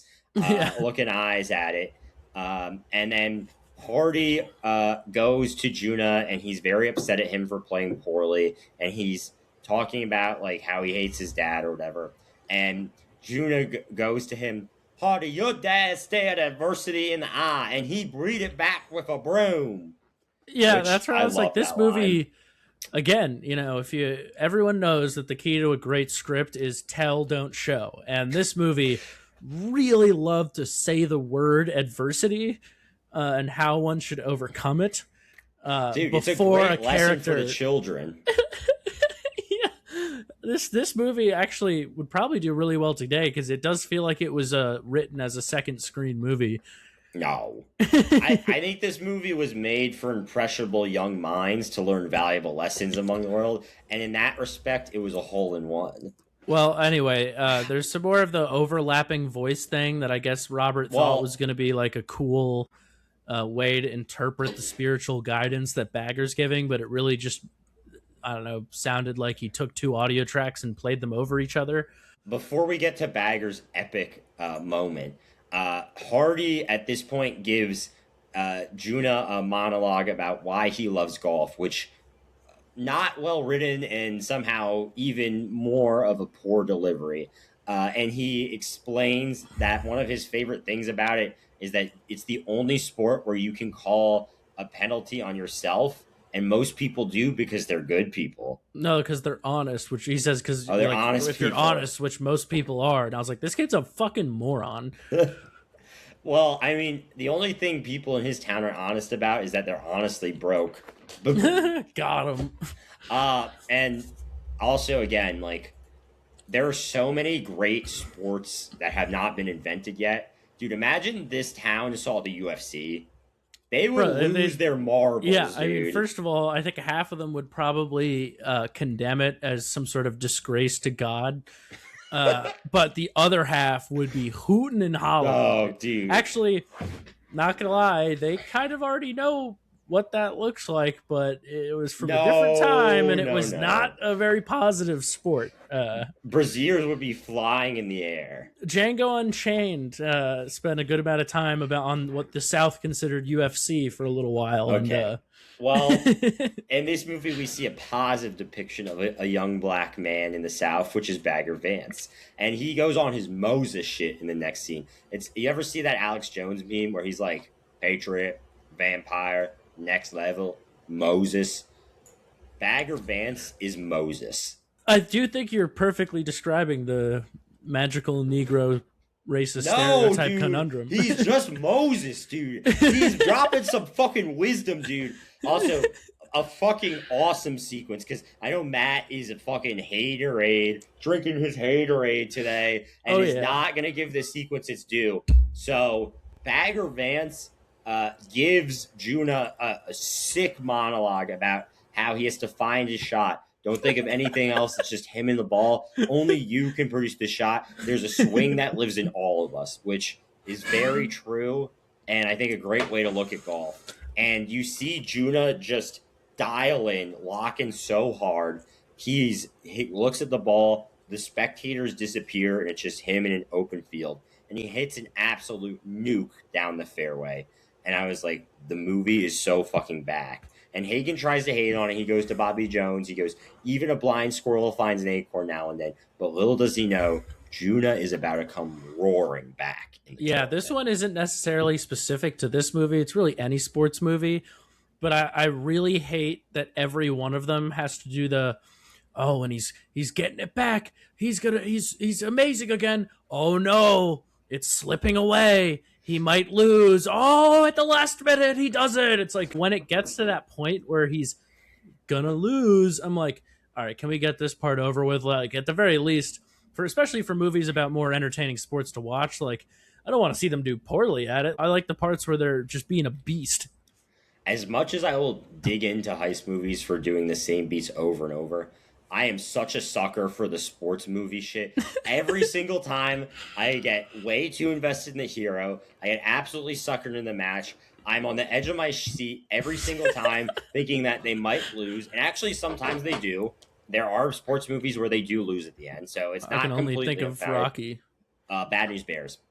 Oh, yeah. But there are a few where they lose. And it's just like, holy shit, man. Like, I cannot wait to see what happens. And, maybe I can wait indefinitely. Maybe I'm just kind of a sucker for this genre of just sports movies in general, but it's just something so awesome about watching a heroic triumph. Anyways, after the first round, after the next 18, Juna's making some comebacks.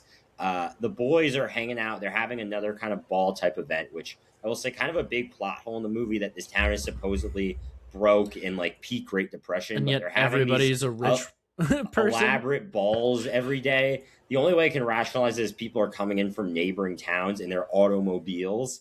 Yeah. And then what's his face? So Walter Hagen approaches Juna and is basically, first of all, he has a sick pinky ring. I think it's like a ruby ring, so fucking dope. And he basically makes him an offer like, hey, like, I want you to go on tour with me. We can do some barnstorming exhibitions. You'll have to lose to me every time, but we can make the 70-30 split, and you'll keep the 30. And he winks at him. And he basically tells him, like, yeah, like, I do love golf, and golf's given me a lot, but at this point in my life, it's time for it to give something back to me. And he's kind of just in it for the money. He has a very nihilistic view of the world. He really doesn't believe in anything and is kind of just out there and maybe a little more hedonistic, I would say, actually, because he's really just there to get money and women. But Hedonistic. he whatever, man. Words are hard. Hedonistic. Sometimes I'll see words on a page and I'll understand what they mean, but there's never a place in like a real conversation for me to say them. So I develop my own like version of the pronunciation, and then I say it, and then people The pronunciation. laugh. Fuck you. People laugh at me and tell me, "Oh, you're pronouncing these words wrong," and it's like, okay, well, how come you're never challenging yourself and taking risks with the words you use in conversations, dude?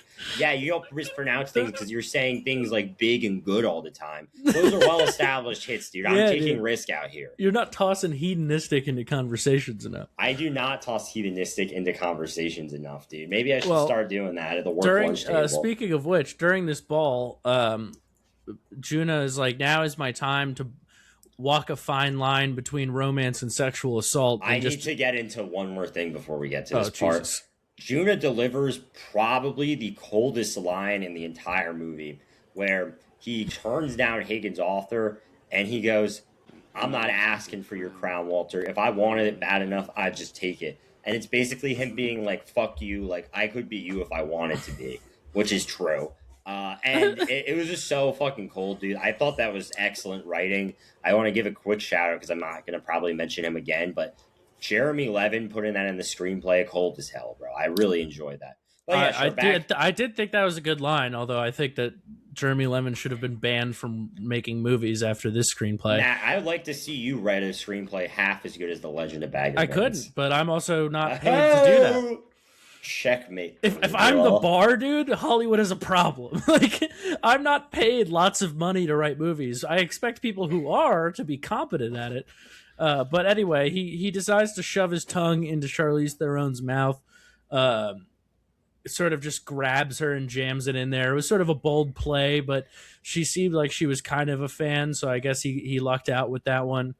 And then she just walks away very understandably because, you know, he did sort of just abandon her without a word for a decade. Not chill, I would say. Not a great move, especially because it was even weirder that he was in that town for a lot of that time.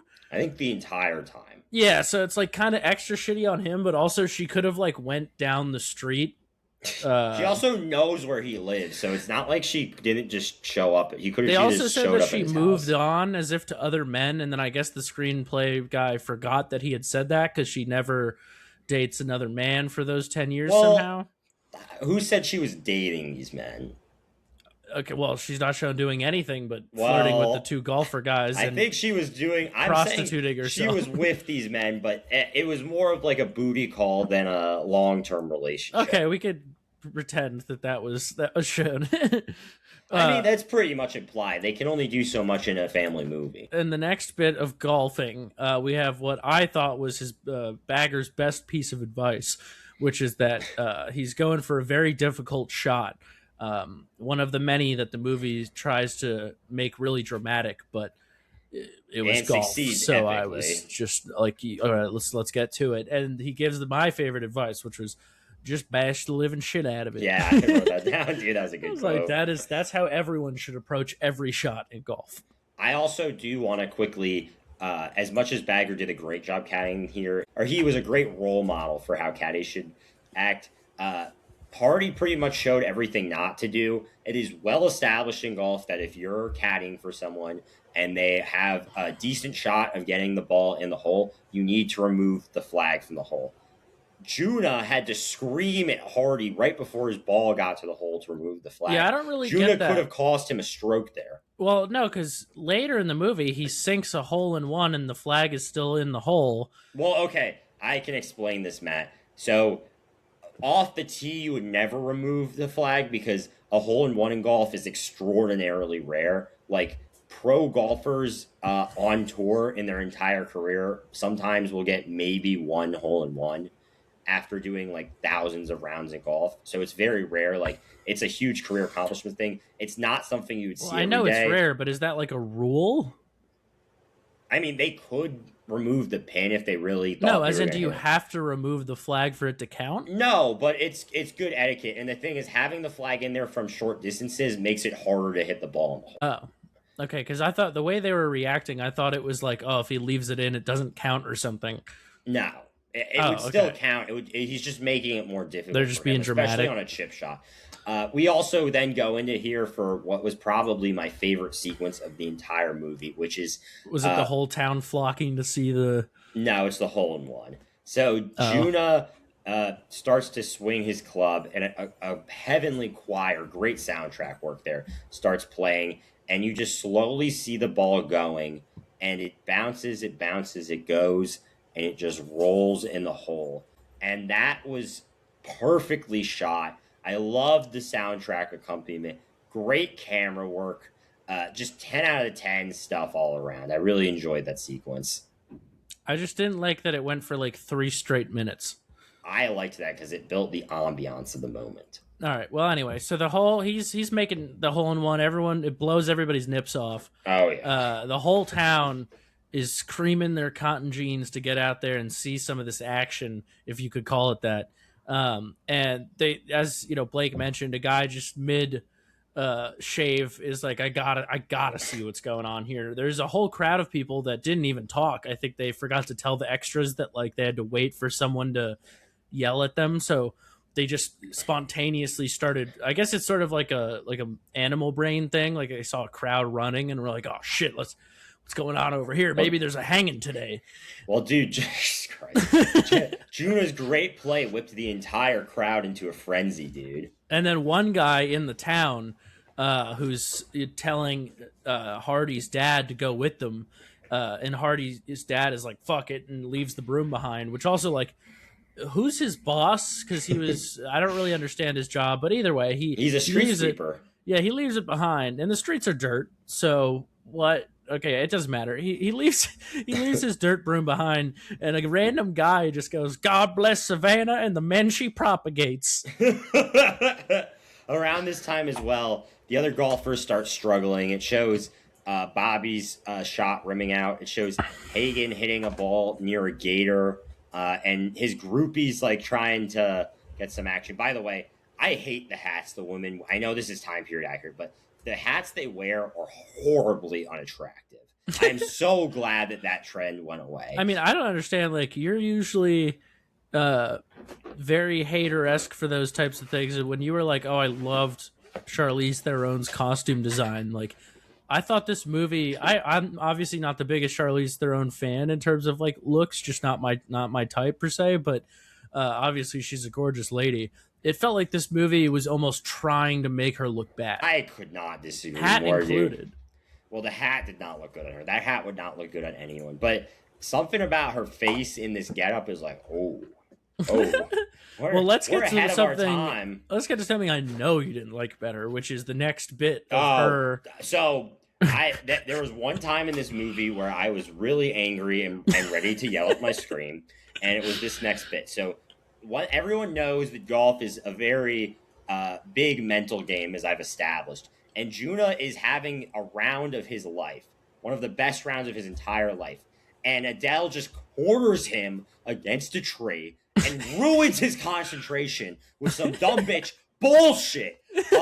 And so she's basically like, yeah, I was thinking about this all last night, and like what you did to me isn't right. Wait till after the tournament, you dumb fucking I mean, she's not wrong, but it is like bad timing. Yeah, like the worst possible moment. Like, dude, if you were in the middle of the best game of golf you've ever played, and your girlfriend came up and did that, how would you react? I would react very poorly, and Juna showed a tremendous amount of restraint by not just fucking one of his groupies in her flapper hat right there after she pulled that bullshit on him, dude. Yeah. Well, I mean, this is the one that really got me, because again, this whole movie basically just pretends that PTSD is a real thing, but they don't actually care about it. I really don't understand that choice. They could have picked basically anything else. But because again, this movie is not old enough for that to be justifiable. Yeah. But she goes, whatever you went through, it couldn't have been as unbearable as a woman waiting with no end in sight. I was like, he was literally in the fucking trenches. Yeah. What all are you talking? His friends got shot and killed in front of him. Yeah. And you're like, well, I was sad. Yeah. I had to wait for you while I had to live alone in my gigantic mansion with all of my money. Dude. Bagger Vance then once again goes on his Moses shit, speaks it in a brilliant riddle that I'm still trying to decipher the meaning of. It's because it was nonsense, dude. And nonsensically wise, dude. That's what I also wrote. This movie is the reason that watching at 1.5x speed is an option. No. There are so many scenes where I was like, just get to the point, for Christ's sake. So as we head toward the home stretch, Hagen's Indian caddy and driver mogs the camera, and then not to be outdone, Bagger Vance just absolutely frame mogs him with a great shot of him just staring directly at a lake, which I loved. And then there's Juna at this point kind of hits a skid in his play. He tries to show off for the crowd. Doesn't work. He hits a shot directly in the bunker. He then hits his next shot directly into the water. He picks up his ball and drops it, and as hard he puts through his narration, you could feel the whole heart of Savannah drop when he dropped that ball. He's in the woods about to hit another shot. He's kind of starting to fall out of it at this point. And again, he has a PTSD flashback. He's got the Nam flashbacks him going on. In the war, watching his friends get blown up in front of him. Yeah, but it could be worse, dude. He could have had to sit back at home in a mansion for a few years. And then Bagger inspires him, and he's like, "You know what I'm going through." And Bagger perfectly, again, speaks in another riddle that my addle-minded brain is still trying to comprehend the brilliance of. But it inspires Juna, and he hits a great shot through the woods with another banger soundtrack playing of some classical music there, which I loved. Yeah, it's a pretty neat shot, him clearing it through the tree branches. Like he's thinking about, some of the speeches that Hardy gave, which, again, like, if you're relying on the words of a 12-year-old to inspire your game, things might not be going too great. But I also put down that the pretentiousness with which this movie treats golf is the main reason why the air horn on a golf course prank is so funny. Because it's no respect for classy. It's such a simple thing, but it is so funny because of how seriously those people take themselves. It's so rude. It would be like going to a nice steakhouse and eating the steak with your hands. It's just so disrespectful. And sick, wearing dude. a hat. It's disrespectful. Those would both be sick. Show some class, Matt, please. As you all know from our podcast that gives out awards for the best way to get hammered in the foxiest lady, we appreciate class, decorum, and dignity. Oh, yeah, 100%. At the Smash Cut podcast. Well, they're also the classy man himself knocks one in the water and says, "This is why a man needs paddles in the Mermaids Union." Yeah, and the ladies loved that line, dude. The ladies ate up Walter Hagen's zinger right there. He is the greatest athlete alive and a comedian. Oh, dude. And he looks like Richard Nixon. It doesn't get better than that, dude. Exactly. And has a pinky ring. Everybody knows men with pinky rings are the best and respect women. True. I don't see a lie there. I also thought it was hilarious that the court martial's like, "We could stop for darkness, lads." That was my poor attempt at a Scottish accent. And all three of the boys just nod in unison like, "Nah, we're continuing the tournament." And the cars come in and turn on their lights because course lighting didn't exist yet. So either sports had to grind to a halt when it got dark out, or everyone had to put their headlights on in the stadium and get their lanterns. Like, I know, part of the whole golf people being super uppity is how the field is maintained. Yeah. I feel like Charlize should have been pretty pissed that this fat cat just insisted the entire town drive their not good tires all over her golf course. Again, dude, she needed the publicity. It was this tournament, or the course was probably. They could have just went on the next day. Like, these people clearly have nothing better to do. They would have shown up. Dude, you need to respect the working man, please. Well, we're reaching the end of the tournament, and it's where I had put down, I literally couldn't give a shit which of these people win. It would be pretty entertaining if the pinky Walter ring guy Hagen won. Yeah, I would. He'd have a dope party. I'd love to see some of that afterward. The other guy it seems like a really respectable, chill dude. Yeah. Also, Matt Damon's just sort of a whiny bitch. Past this. This was Bobby Jones's last career match, so he retired after this exhibition. So it was a legacy game for him. Bro, you cared who won this thing? Are you kidding me? I was on the edge of my seat during this part, dude. I was so invested. I didn't know who was gonna win. I really hoped it was Juno. You didn't know who was I gonna almost win? lost hope after he declared the penalty shot. You couldn't fill in the last letter in this. Before we get to that, there is a sick shot of Hagen standing in the low tide. Then he puts a cig in his mouth, baller as hell, trying to figure out where to play his shot. And it's a great shot on the green. I love that. Just a nice little detail that Robert Redford added in the movie. Well, I did think it was cool that they have him. I don't think this probably wasn't even on purpose, but literally the tide overtakes where his ball was the second he hits it. I don't know if you noticed that, but I did notice that. That was one of my favorite parts. It was a really cool little detail. I thought that was pretty sick. neat.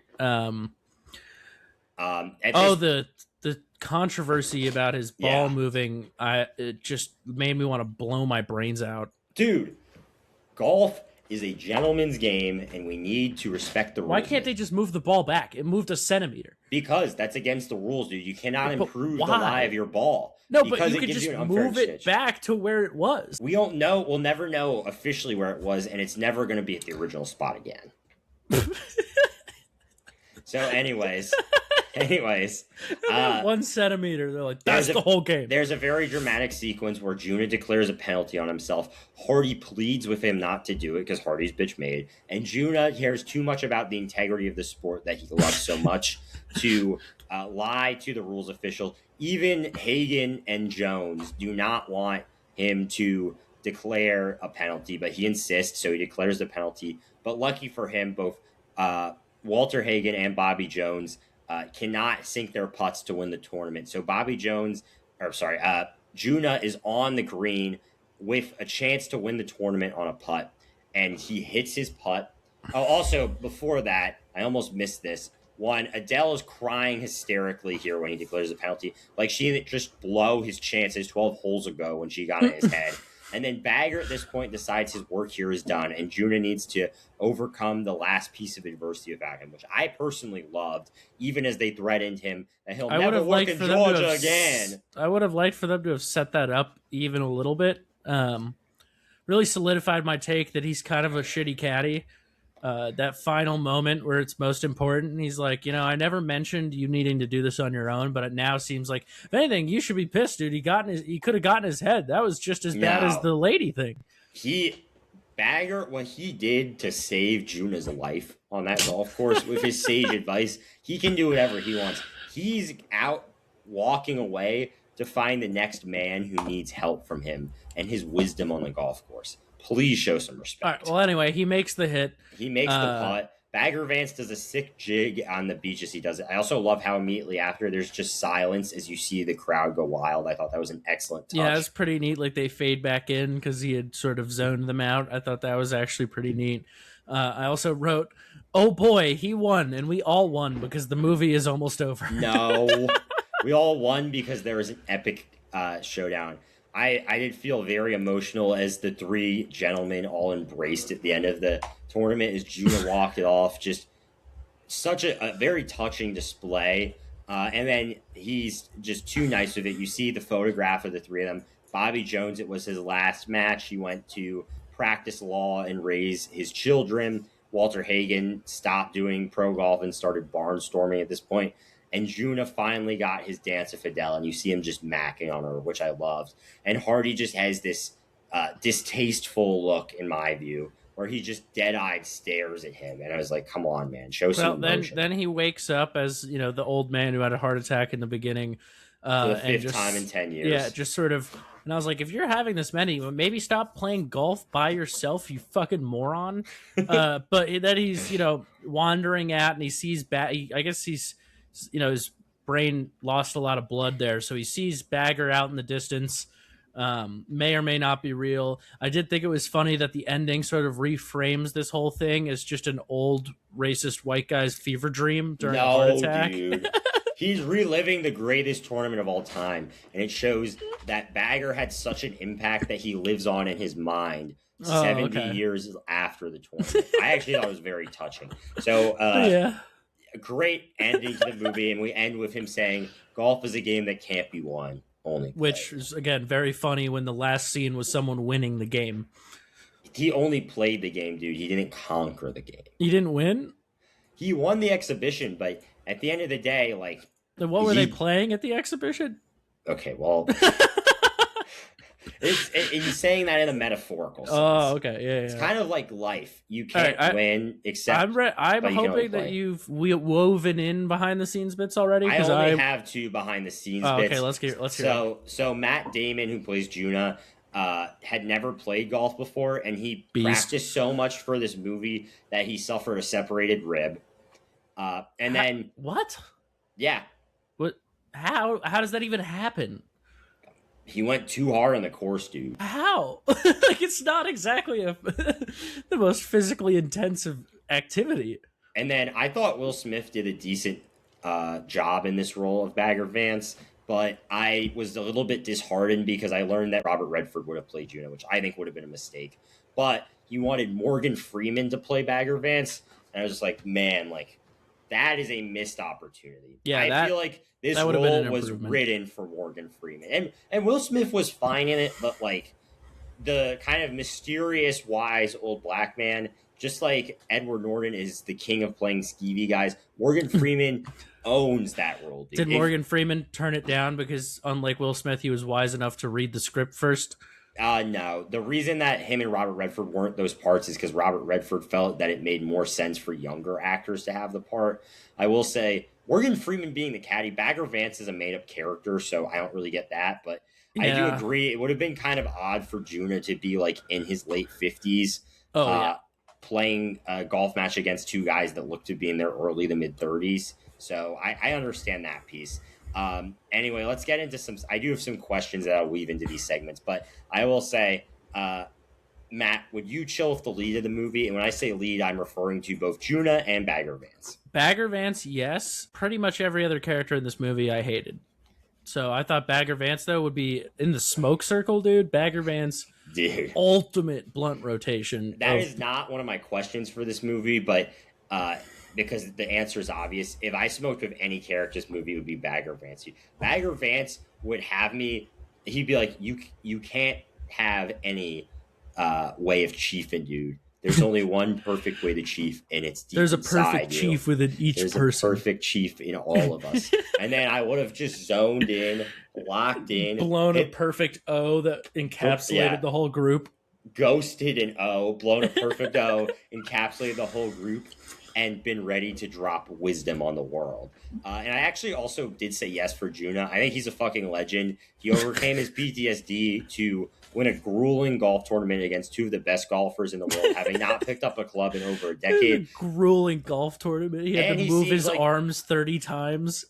You don't appreciate the skill that goes into golf, dude, Matt. If I brought you on the course, you would be humiliated. You would be publicly humiliated on the golf course. Obviously. You would be really bad, dude. You're underestimating severely not debating that. The skill that goes into this game. I also thought that he seemed like a cool dude. He macked on girls. Women loved him. He knew how to handle his liquor. He was very functional drunk, and he liked to play poker with the boys. That's a good guy to chill with, dude. Yeah, he certainly wasn't one of the worst. Him and Bagger are top-tier guys from any movie we review to chill with. Foxiest Lady, again, I want to make this clear. This award is not who's the hottest. It's not who I like the most. It's which lady added the most intrigue to the movie. And I think Adele definitely fit that bill for this movie. I almost was cheeky and gave it to the lady that Walter Hagen putted the golf ball between her tits. Oh, yeah, well, I did give it to her because Charlize Theron was just unlikable as all hell, and I'm just not a big fan. So given that there's essentially no other options in the movie, I thought, the girl who caught the golf ball in her boobs, like, she was showing some real talent, very underrated in this movie. If anything, I think she should have been one of the main characters. Get her in the mix as the pinky ring guy's caddy, maybe, she can go over to the hole and go like that and inspire him to hit it right towards it. I don't know if that's against the rules, but it definitely would have worked. I mean, Tone, number one, she was a whole. In all seriousness, Adele was a great, enterprising young businesswoman. She knew that she could sell her sex, and boy, did she sell it. Yep. And despite her complete disregard for golf etiquette, in a weird way, she did kind of motivate Juna. So, I wouldn't say hats off to you because she did make me extremely angry with her just disrespect for the beautiful game of golf. But she definitely was a woman of intrigue, and I was interested to see what she would say or do. So, yeah, she wins Foxiest Lady. Top three side characters is going to be tough because I can't name a single side character from this movie that isn't the fat cat guy. Okay, just rattle off your 3 and 2 because I think we might have the same one. I don't really have a 3 or 2 other than I thought the British or Scottish guy in the kilt, he seemed like a fun gentleman. He's the only one there in a kilt.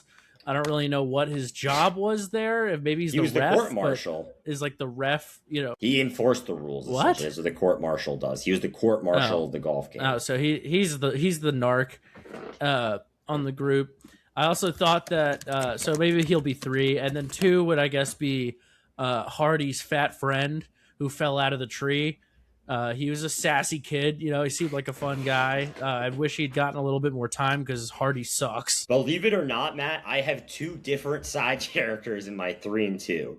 Oh, boy. Number 3 was Walter Hagen's driver, the man in the turban. Yeah. I don't think he actually had any speaking lines in the movie, but he was whipping all of Walter Hagen's cars, and I loved the stoic looks he gave to the camera as well.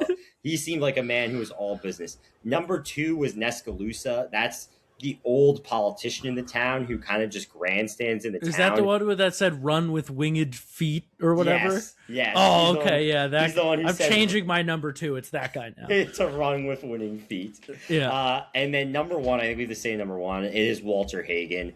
I mean, pretty much the first one to probably do a lot of things. The first Playboy athlete, to my knowledge. I will say Walter Hagen is a real person. He has a line of golf polos, and I own some of his golf polos. I don't know if he was actually like that in real life at all. If he was just like a family man, then I feel like his estate would be pretty upset with this movie. But they managed to make a golfer look kind of cool, and damn it, you can't misrepresent us. They portray him kind of as like the rock star of his day. He's all about the chicks. He's all about the money. He's all about the flashy cars, and his flashy dress means that he spends a lot of money on his socks. That was kind of the hipster thing of the day, but he kind of just stole the show all of course. I'm not gonna lie, I was pulling for Gina hard, but I would not have been upset if the movie chose to swerve us and have Walter Hagen come away with the victory. Yeah, well, I also, as you said, have him as the number 1. I thought he was just, I kind of wish we'd seen more of him. Quite frankly, I thought compared to Juna, he was way more entertaining, but he had to take a back seat. He knows he had his time, and he gave up the spotlight at the end to the youngin. So I thought that was pretty good. Movie off-screen MVP. I'd like to hear your pick because I wrote simply cannot give anyone this award. So I definitely want to hear who you gave it to because I think I'll probably agree.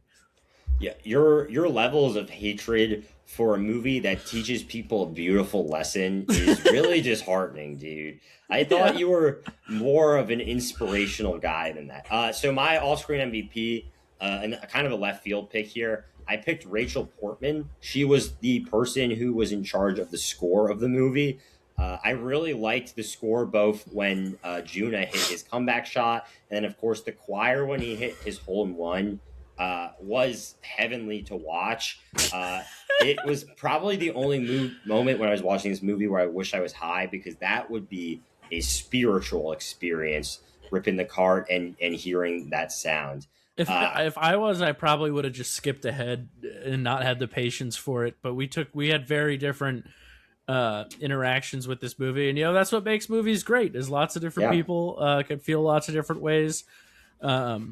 I would say I'm probably in the majority on this one, but there's no way to know for sure. You are not. This movie has a 65% audience score on Rotten Tomatoes and a 6.7 out of 10 on IMDb. You are actually in the minority, Matt, and I am in the majority of real Vance heads out there who appreciate the wisdom of Bagger. And speaking of wisdom of Bagger, my best way to get hammered in this movie, the best weapon of the movie was Bagger's words. That's crazy. You know what I wrote? What? Bagger's sharp wit. Oh, fuck you. Yeah, That's I mean, great. I mean, it's mostly because there, besides the revolver that her dad kills himself with, there wasn't really any weapons in this movie. But yeah, I mean, my interpretation of weapon is really anything that has power.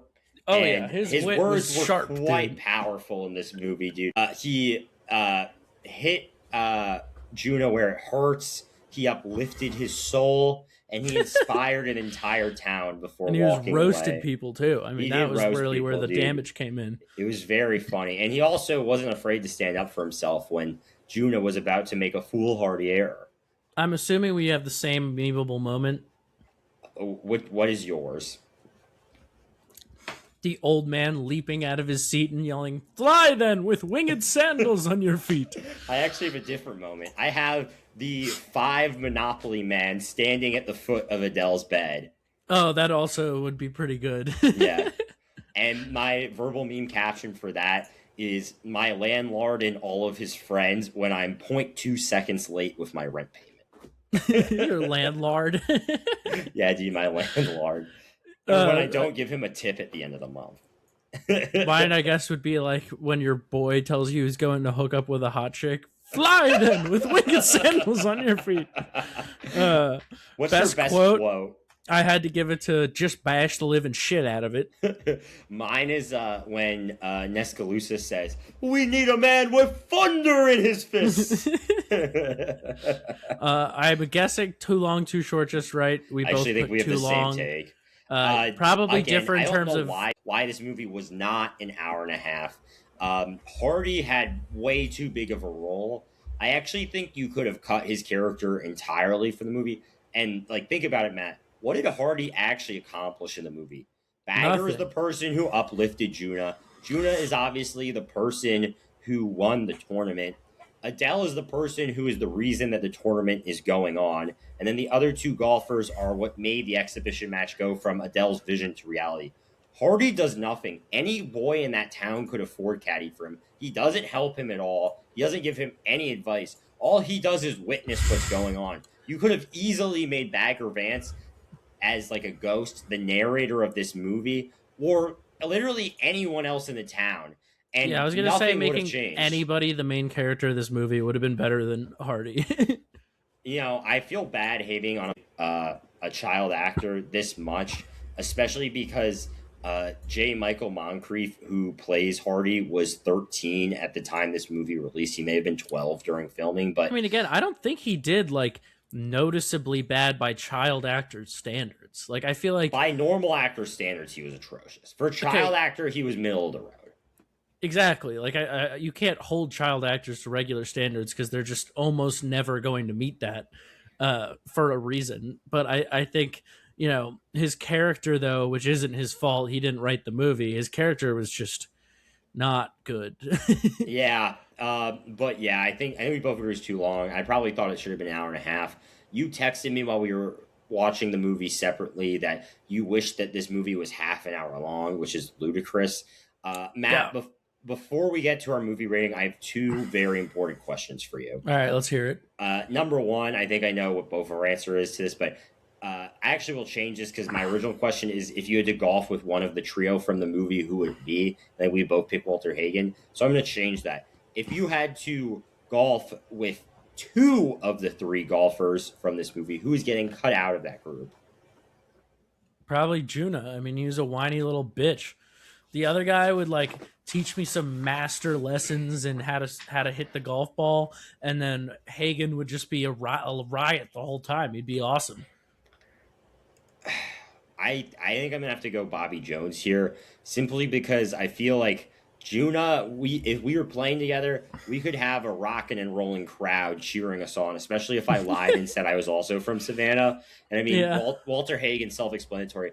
It's not that I don't like Bobby Jones. I actually think he seemed like an upstanding guy. It's more just that I cannot, in good faith, uh, eliminate one of the other golfers. My other question, which I think is far more interesting, if you could ask Bagger Vance for advice on one topic, what would it be and why? I mean, I feel like any advice he give me would be mostly useless, so it'd have to be something that's just really entertaining to ask him about. Like maybe ask him for investment advice, and he's like, every man has an ETF out there just waiting for them. What if he was just like, just buy the shit out of every meme stock you see? You know that Trump coin? Buy all of it. Put your entire 401k into Doge. Do it. I'm actually going to go a completely different direction with this question. This is something I worry about constantly. So I would ask Bagger what happens after we die. Because he would say some like insanely... You worry about that constantly? Dude, I worry... Dude, the thought of me not being able to be alive to record this podcast anymore is quite a troubling thought. The loss that the audience will feel weighs on me ahead of time. Yeah, it weighs on you hundreds of years in the future because everyone knows I'm going to leave. I actually, fun fact, guys, I'm going to live to be 300. Our final episode will be the movie 300, and right as Leonidas makes his brave sacrifice, I will die on camera. We both will at the same time. Yeah, at the same time. And then our wives, who somehow are also still alive, will come in and be like, Blake was a good man. And then the podcast will just fade to black. Push you off the chair and sit down and turn it off. And they'll just hit the stop record button, and then our audience will be left on a cliffhanger. They'll also release the episode for us. All right, well, I want to hear what your final rating of this movie was. I want to hear what your final rating is because I want to end the episode on a positive note, and I want to mount a defense for this movie. Generally speaking, on these episodes, by the time we get to the movie rating segment, I feel like I would just be retreading a whole lot of ground, so I'm not really going to do that. Just summarize your points. I think that the writing was ranging from mediocre to bad. The direction was besides a couple of the golf scenes that you pointed out that were pretty cool. Most of the time it was very uninspired. And I thought all the characters that weren't Bagger Vance were pretty unlikable. I gave this one a 2. I was going to give it a 1 because I would rather watch Land of the Lost than this movie. And I thought Land of the Lost was the one barrier, but this would have taken its spot. But that being said, I was trying to be very generous with this movie and not just be purely on the hate train. And there was honestly, I can't even think and come up with a reason to give this a 2 instead of a 1. So I'm just going to leave it. You gave it that. Yeah, I mean, and you liked Bagger Vance. I didn't like his character. I said he's the only one who wasn't completely unlikable. So you didn't dislike him. I'm gonna just keep the 2. I said 2 woted movie. I'm gonna keep it at a 2 so I don't talk myself into giving it a 1 because I know it'll break Blake's heart. So as you guys can probably tell, I have a very different take than Matt on this movie. I feel like one thing that's really missing in Hollywood and honestly just society nowadays is that people are not earnest enough. And this movie was like Bollywood levels of earnestness. It just took itself completely serious to its premise. It sought out to inspire. It sought out to teach lessons. It inspired me. I almost leapt out of my couch to cheer for Bagger Vance and Juna at the end of the movie. I really enjoyed it. I thought the writing was fine. There were some really high points. I thought the way they handled Juna and Bagger's relationship was really good. Juna falling into the game of love with the game of golf again. Juna's rivalry and camaraderie with the other 2 golfers was great. Every non-aspect of golf aspect of this movie was handled rather clumsily. The love plot, I think, had some good directions in it. It also had some pretty big missteps. Her big speech and also basically saying I will have sex with you to compete in the tournament. I don't really know how we as an audience were supposed to feel about that. Yeah, it was just played like completely seriously, which was an interesting choice. Hardy also, I do feel bad shitting on a child actor this much, and I should emphasize, I thought his acting was okay for a child actor, but I just really did not like the character. I felt like he was an unnecessary inclusion in the movie. And I mean, the pacing of this movie was poor. It did not need to be 2 hours. There was no urgency to the movie at all, much like golf. So maybe that was kind of the point. But the golf scenes were phenomenal. The score is phenomenal. There are a lot of great shots. Am I going to watch this movie again anytime soon? No. If I am going to be playing in a golf match against my friends and need to get fired up, I might throw this on. I might throw on some of the highlights from the movie. Nah, So dude, I'll Happy Gilmore is what you put on. no, I actually did enjoy this movie, and it honestly was refreshing to see a movie be so sincere. So I'll give it a 7 out of 10. Maybe a Jesus little bit Christ. generous, but I had to balance out the haterade somehow. So yeah, After everything you just said about the movie, 7 coming out of your mouth surprised even me. 7 is a movie I really enjoy that has some pretty big flaws, and there were some pretty big flaws in the movie, and I also really enjoyed it. So I think it was a fair rating. All right, so average score of 4.5. I think that's fair. Yeah, average score of 4.5. This is our lowest rated movie to date. We'll see if it stays that way. But anyways, that was Matt Grayson. I am Blake Hammer. As always, you can follow us at the Smash Cut Podcast on YouTube, Instagram, TikTok, Apple Podcast, and Spotify. This week we talked about Bagger Vance inspiring Juna to achieve the dream of Savannah. And next week we're going to be taking the opposite direction when we see a nightmare on Elm Street. So stay tuned for that one coming soon to a podcast feed near you. As always, that's a review. Stay smashed.